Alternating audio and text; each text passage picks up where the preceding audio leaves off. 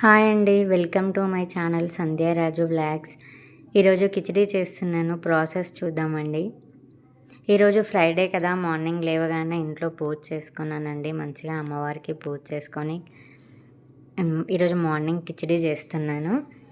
ఒక గ్లాస్ రైస్కి సగం గ్లాస్ పప్పు తీసుకోవాలండి. పెసరపప్పు కిచిడీ చేస్తున్నాను. ముందే వెజిటేబుల్స్ అన్నీ కట్ చేసి పెట్టుకున్నానండి. ఒక గిన్నె తీసుకొని గిన్నెలో ఆయిల్ పోసుకొని ఫస్ట్ మసాలా దినుసులు వేసుకున్నానండి.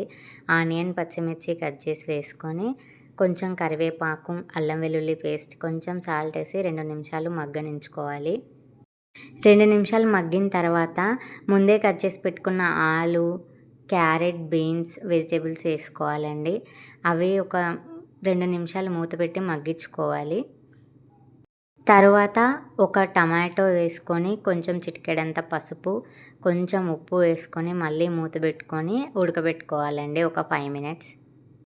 అవి ఉడికిన తర్వాత ఒక హాఫ్ వరకే ఉడకనించుకోవాలండి. అవి హాఫ్ ఉడికిన తర్వాత అందులో మనం ఫస్టే కడిగి పెట్టుకున్నాం కదండి రైస్ పప్పు వేసేసుకొని మనం 1.5 గ్లాస్ తీసుకున్నాం కదండి రైస్ పప్పు కలిపి, వాటికి 3 గ్లాసెస్ వాటర్ తీసుకుంటే సరిపోతుందండి.